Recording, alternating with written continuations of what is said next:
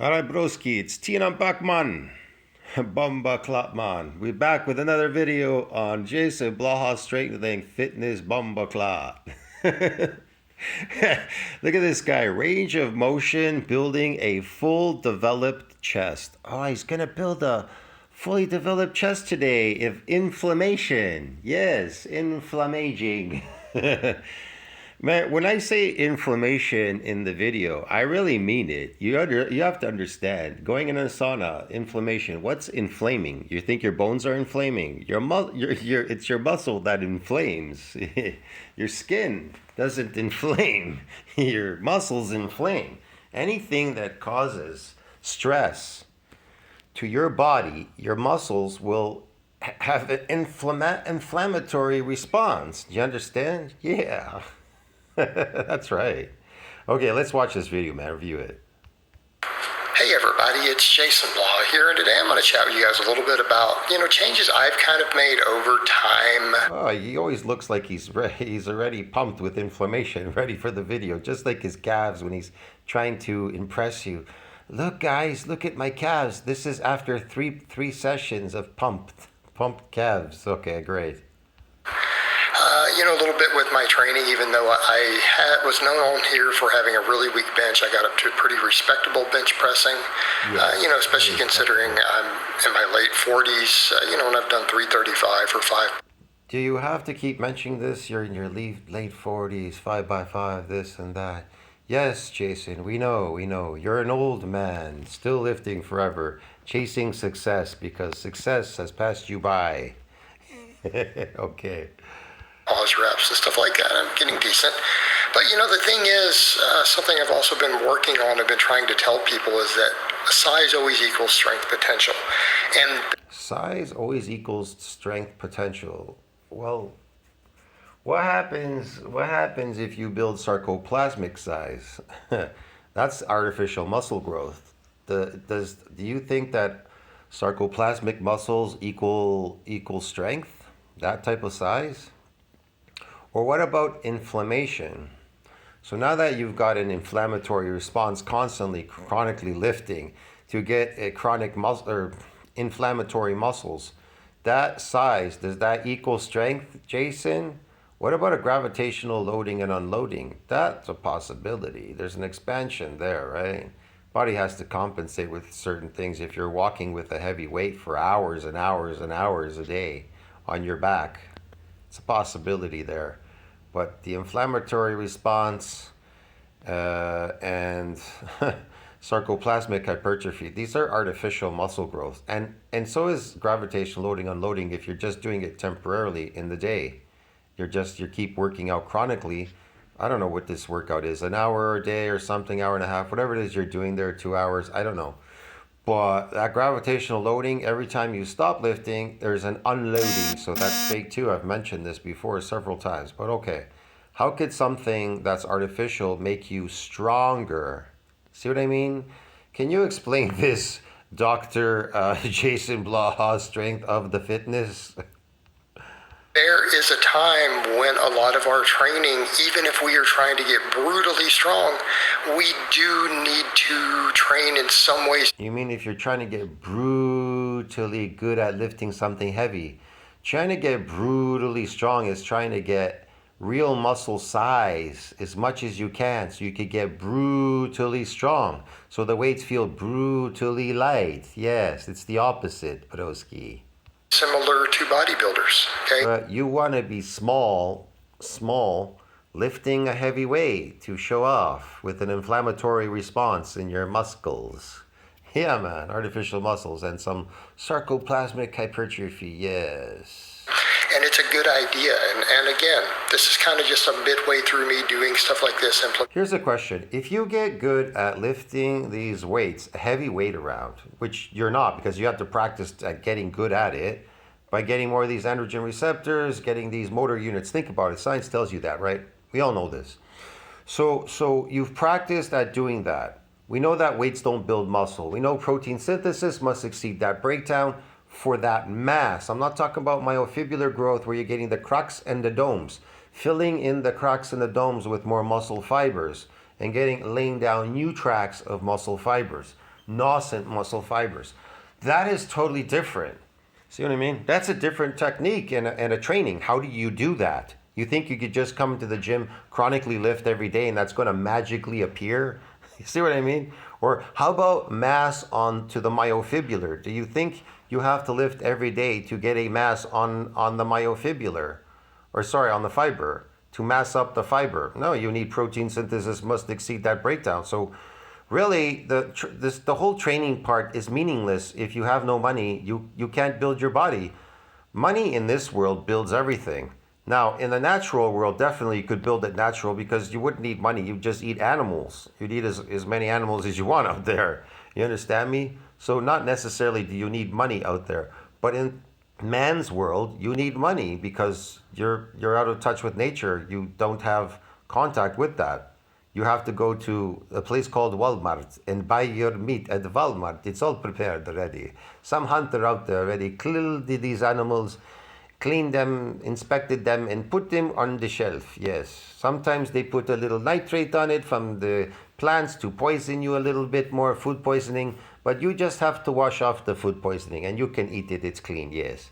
Unless, of course, you go to the butcher and he cuts you clean pieces of meat that's much cleaner and better. It hasn't been tainted with all the crap that they put on there and chemicals. You'll be fine. But yeah, I go to a butcher down here where I live. They actually cut the meat for me. There's a wholesaler not far away from me where there's a plant here. It was called Canada Packers. It used to be called Canada Packers. It was like a city over there. Man, they had the stockyards there. I remember the cows, the animals running through there and everything. Yeah, right here in the city.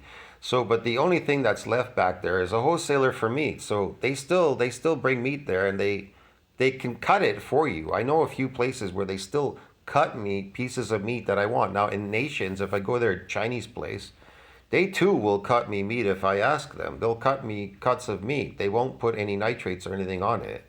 So yeah, it's not been exposed, you know what I mean, to nasty chemicals. But again, like I said, you have to seek out and search these things. I would say that diet is definitely 90% the most important, and 10% is your training. I've mentioned this in old videos in my old channel, definitely, yes. Changes, you guys are kind of seeing it, and obviously this won't be up for a few weeks, this video, until after I've made it. But this all came from a training session I did today to where I'm gripping wider and wider, and now I've taken my benching over here to where I can't even handle the same weight. I definitely recommend that if you are trying to get just mass on the myofibrillar, I would recommend you not go often to the gym. You can go to the gym if you like exercise and you definitely are looking to grow mass, but that mass can only grow through protein synthesis must exceed that breakdown. Now, a really good way of doing that is, again, it's a high protein animal diet. So a high nutrient protein diet. So what you have to do is you have to eat plenty of protein before you go to the gym and after you leave the gym. Why? You want to counteract the breakdown of the proteins when you go to the gym. You simply are trying to look for a little window that you're going to open for this so-called protein synthesis. So there's more of an uptake than usual. Well, you could still, I brought out reports before, you could still build muscle even literally just eating a shitload of protein. But again, the muscle will reach a myonuclear domain size limit. So how do you get over the myonuclear domain size limit where the progenitor is not going to donate any more of these nuclei so they can synthesize protein to further muscle growth? Because they synthesize protein. Without them, doesn't matter how much protein you eat at some point, you can't synthesize any more protein. That is the reason why people fake a lot of they go on drugs and fake it, creatine, this, that. They fake the muscles, you understand me? The water muscles like sarcoplasmic, creatine muscles, and all these weird supplements, whatever, it's steroids and everything, because they fail at it, because they don't know how to get over myonuclear domain size limit, and they don't like to be they don't like discomfort, and so they misunderstand what this DOMS is. Sometimes they get DOMS when they lift. They think that DOMS is a bad thing because they're like, hey, I got this inflammation and it hurts for many days, it's a painful inflammation. It isn't an unpainful inflammation. Look, old people get a lot of inflammation in their body. The more inflammation you get, the more you age. You understand me? You're accelerating aging through inflammatory responses because their food is giving it to them, plants and things, whatever they're eating there. That can circulate. Plant foods and foods that you eat circulate and up the inflammatory response in your muscles. Think about it. If you're eating toxic food and sugar, okay, and you're lifting weights, do you not think that you'll get an inflammatory response from constantly chronically lifting? So there's all these problems people have in lifting. If they don't look for these signs, they just simply are ignorant to it. They don't care. Ignorance is bliss. So they don't know what they're getting exactly. Do you understand me? You don't know what you're looking for. What are the signs that you're looking for that muscle has actually been truly damaged? And now what do I have to do? Well, I have to build them. How do you build them? Protein synthesis needs to exceed that breakdown. There can be more breakdown, and depending on what session that is, and if you're not compensating, you can get something called apoptosis. You understand me? Is Jason explaining these things to you? Like I explained this to the runners on my old channel. I explained to them that if you get any true damage out there when you're running, you'll become slow because you'll get these micro injuries. They're injuries. They're called micro injuries. They're injuries to the myofibulars. And if they're injured, you'll be slow and you can cause a more severe injury. That's the problem by pushing it. So yeah, it'll slow you down. It'll make you slow, absolutely. Animals, I'll explain this. When cheetahs and lions, when they run, they don't practice at running. They're made to run on all fours. And so they rest a lot. They're sedentary. They're like humans. We're sedentary. We don't like stress. We don't like to move around too often, waste energy. And so they're carnivores. And so when they do run after an animal, they have to try to catch it quickly in that session. You understand me? But if they don't catch it in that session, and this is a known fact, look it up in science. I'm not lying. The lions and these cats, they get micro tears in their legs. Even other animals that don't run when they're being chased because they're not accustomed to running like that. You understand? They can run fast, but they're not accustomed when they're chasing something or being chased. And eventually some give up being chased because too many micro injuries in their muscles. It's a known fact. A deer or whatever, and then they slow down and then they can't run anymore. At some point, their legs give out, like a rabbit. He runs so fast, boom. The lion's trying to chase him, and eventually the rabbit just freezes. He can't move anymore. It's like he's paralyzed. And then the lion eats him. Or he chases, the lion gives up because he's got too many micro tears in his legs at some point, and he freezes. And so now he can't possibly starve. He has to wait a few days until those micro tears repair and remodel themselves. You understand me? And then he'll go out there and run again. But eventually there can be an apoptosis, doesn't eat enough. He can have a problem. There could just be a repair, maybe no remodeling. You understand me? Because he's not eating. So it's all very specific. It's relative. It's complex, okay? It's complicated, yes. It's because I'm doing everything raw. It's flat back. I am all the way as wide as really I can get away with, which is pretty much fingers on the rings. Not pinky fingers like my index finger or middle finger are about on the ring. Pretty much on the edges of even meat legal. And I'm getting real close to the hooks, right? What are we doing here? We're stretching the chest. Everything is... He's stretching the chest. Yes, Jason. You are Jason Blaha. You are stretching the chest, yes. Show us your sexy body even more, bro. Paused on the chest. Same thing you'll notice when I get to my incline bench. Jason, only men are watching you on this channel. Why are you flashing the men? I don't understand this. Most men would want to flash their body to other men, but you notice Jason Blaha is always naked, half naked in his videos because he's flashing you guys. He's going to say, I'm in Texas, it's hot here. Why don't you turn on the air conditioner? Well, you got the garage open. Oh, I forgot you live in the garage. Okay. Here, you'll see the pullovers and other stuff. And this is the things that we need to be thinking about. Isn't it coming up to November now? Wouldn't it be kind of cool there now in Texas? We have to think in terms when we're thinking of hypertrophy. We have to be thinking about those lengthened positions. And I think people. Again, thinking about hypertrophy, the link in positions and thinking about hypertrophy. You could be stretching your muscle, but it may not be you're not getting damaged in that muscle. There's a disruption, definitely. The, the proteins, breaking proteins down.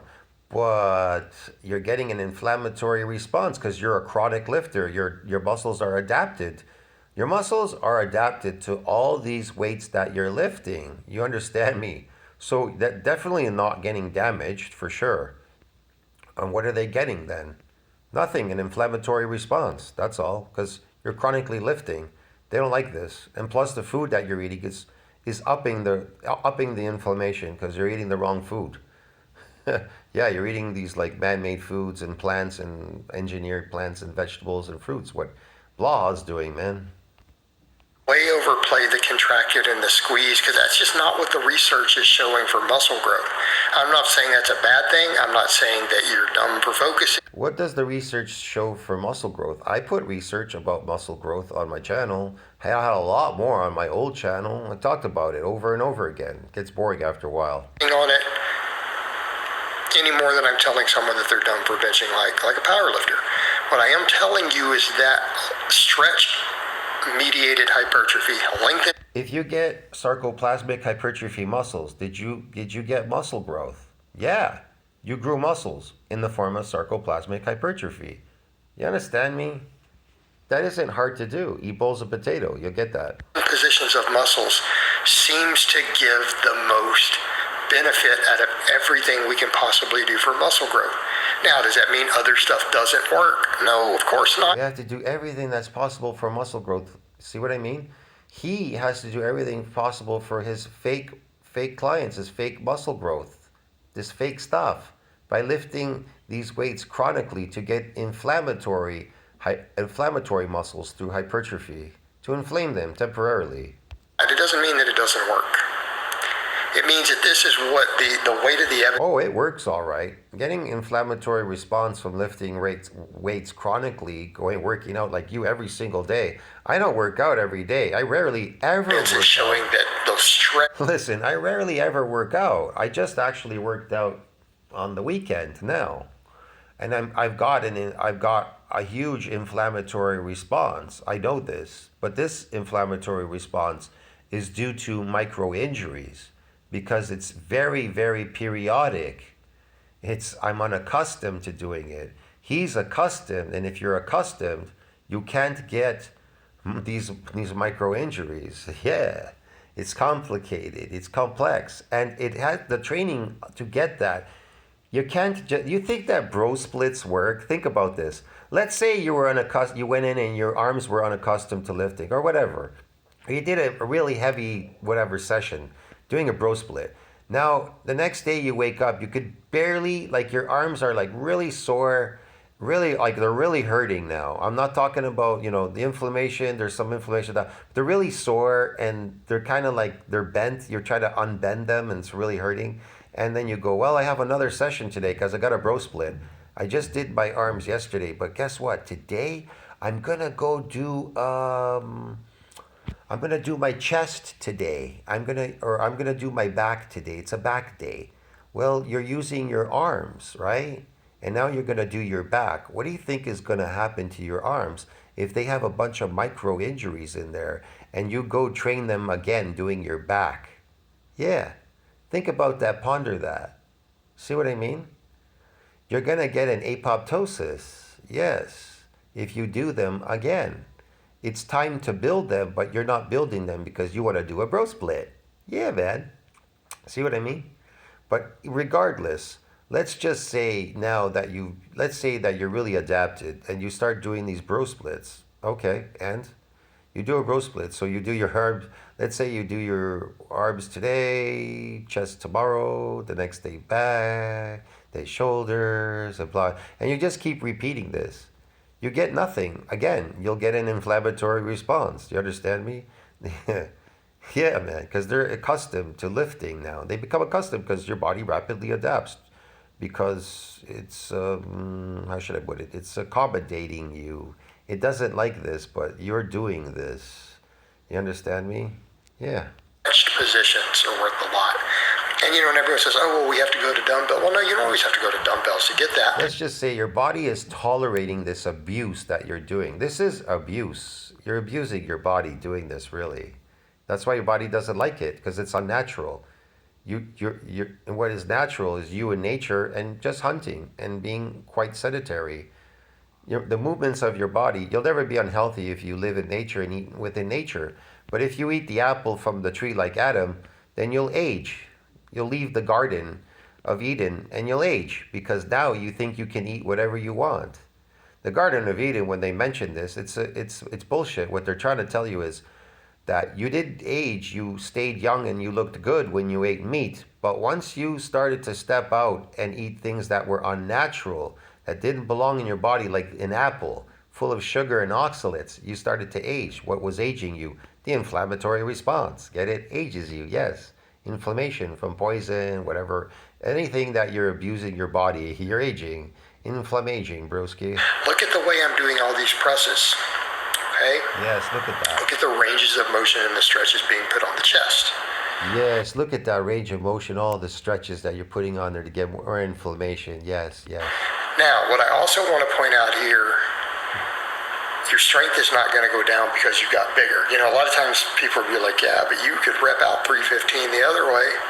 The truth is this. You want to know why penis pumps don't really work? They do work. How do penis pumps work? I'll tell you how they work. These people use these penis pumps to suck all this blood and everything as much as they can inside the penis. It causes an inflammatory response. So it's inflammation. That's what they're doing. They're trying to inflame their fucking penis. And then they're trying to have sex with an inflamed penis, a fat inflamed penis. That could be really uncomfortable. That's actually insane when you think about it. Yes, it is. So now you're trying to inflame it beyond what it normal would be. So would it be as hard as it would normally be? No, of course not. It'll be kind of flaccidy, but really inflamed. You understand me? But it'll be bigger, but it won't be as hard and stiff as it would normally be. 315 looks pretty heavy there. Like you did a single, but you didn't look like you. It looks like a puffy penis, like a puffy body, but they get this inflammatory response. I noticed these muscles, they look puffy on these people when they walk around. You could have done 5 reps or anything with it. No. It's harder. But has doing things a more difficult way really ever made anyone weaker? I don't think it does. Not if it adds more muscle. It does make you weak because at the end of all this lifting, listen, the reason why you think about it, he even says this. Well, he goes, I lift to failure after that, and I lift to failure. If you're lifting to failure or whatever you're lifting there chronically, you're gonna lose strength. Lifting weights weakens you. Yeah. After that whole session that you lifted everything, you walk around, you're weak now the rest of the day. Yeah, man. Also, particularly, doing all this stuff like this, something else. Chronic lifting weakens you. It's a known fact. I think people need to think about when they do go to bench heavy and stuff. If you've done all of this lengthened position stuff and you've gotten real strong in those stretch positions. What if you have to get into it? What if you have to protect yourself? You're in a fight somewhere. That's why you don't want to fight in a gym. If you're lifting and you want to fight in a gym, you may get beat up if you've already used up all your muscle strength and everything else in the gym. Get it? Somebody beat you up in the street. They'll take you. Watch out. And you do go back to the way that we lift for the most weight, which is always going to be a partial. I don't care if it's a squat. I don't care if it's a bench press. Any of this. Look, what we're doing for max is we're trying to cut the range of motion. You don't tear stuff as easy if you do this. It's safer. Bigger. You don't tear stuff as long as you do this? Tear? What do you mean tear? Stronger, safer, you're in the game longer. Okay. Oh, right. But look at the things that I'm Right, okay, Jason, yes. doing here in this one. This will build your I watch you because you're a genius, Jason. We're learning so much from you, yes, how to lift. chest. I mean, at this point, and this is all from one workout, this is 3 different exercises. Now, Oh, okay. Nice. listen. I mean, at this point, and this is all from one workout. Incredible. This is 3 different like that. Probably noticed that happening, you know. This is cool. Notice how he's just constantly doing these same movements every single day. Like, it's like a factory worker going to the factory. Are they getting any bigger? They are lifting heavy stuff. And they're lifting for hours at a time. They got a huge open window for protein synthesis, whatever else. But they're really inflamed when they leave that job, believe me, lifting for like boxes for like fucking 6 hours a day, let's say, right? Every single day. That's insane. Yeah. They're really aging themselves in factories. That's why they say that's why the elites put you to work, because they know this. They put you there to age, become decrepit and fall apart and look like a scarecrow and a zombie walking around. An old zombie walking around, looking like the life's been sucked out of them, yeah, like a prune. That's what he's doing. That's what he's accomplishing. Yes, yes, Jason. Pecs will get bigger. Incline benching, flat benching. Pecs will be bigger. Touch everything. Yes. Hey, it's a lot of what we're doing. Yes, Jason, you are. They're getting bigger already. I can see them. They're flaring. Getting everything into stretch positions. And in this case, you're seeing me take a real wide grip. See? Get them in stretch positions. Stretching. I know a lot of athletes that stretch before they do their exercises, whatever the hell they're doing. So what? I'm being forced to use lighter weights. So if you didn't notice that stretching actually weakens you, it weakens the sarcomere when you stretch them. There's a lot of people that stretch their legs, they do certain things and then they run. That actually weakens you. You have no idea. Being forced to use lighter weights because I'm doing wide grips. Different when you're flat back. Why do you think stretching weakens you? Think about that. Ponder that thought. I'm not going to explain in this video. It's hard. But I'm going halfway down and stopping, getting the stretch. At the shoulder health, they're allowing me to finally start doing pull-ups and stuff again. Yes. All right. You guys know I'm a fan. Why do muscles get damaged when you, let's say you've never skated for a whole year, when ice skating? Why do your shins get damaged? Why do you get this damage and it lasts for many days and it's painful? Why do muscles get that? Or you go swimming for the first time in the summertime, you haven't gone, you get a huge amount of damage in there and it's painful for many days. You get these DOMs, whatever. Why do you think that is? And then you don't get it anymore, but why do you think these things happen to your muscles? Why do they get that? Why does that happen? Why does it do that? What's the purpose behind it? Under the pull-ups. Just about in any sport, you get this damage in the beginning and you never get it again. You never get that. Or occasionally you do something you might be unaccustomed to doing and then you get it. It comes back. Why is that exactly? And the question is this: when you do get that, why aren't people eating like eating horrendous amounts of food? They're not. Some people don't eat anything. They walk around, sometimes they work out, and they don't eat anything for hours. I see them. What's the point? That's almost like, let's talk complete back development. This is complete chest development. Look. Or they go to have a pizza and a Coke. Or a McDonald's, a Coke and a burger. You flat bench that way, incline bench that way, do pull-ups. A fake burger and a Coke. And there's a lot of different types of pullovers you can do, dumbbells. Yes. This is solid stuff. This is solid, Jason. Right?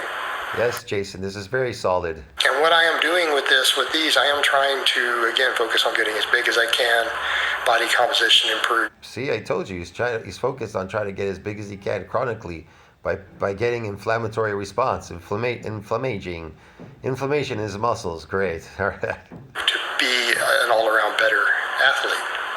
Oh, I don't know if inflammation doesn't make you an all-around better athlete. That's ridiculous. Where did you read that? You have some proof somewhere. Did you get that in NCBI? Hey, this will end up with me having a much better pound-for-pound bench, squat, and all this stuff I'm doing. Oh, right. Okay. Yeah, sure. And we that separation decades ago, did you? 67. Okay, in the bodybuilding world. Oh, the bodybuilding world. He hates bodybuilding. Well, let's go back to this. What did he say here? There's significant overlap. Overlap? And I'm not saying the way that we train every lift is going to be to lift the most weight with it. It isn't? We should be getting strong. Are you sure? We should be getting stronger, yes. We have to get stronger because we're so weak.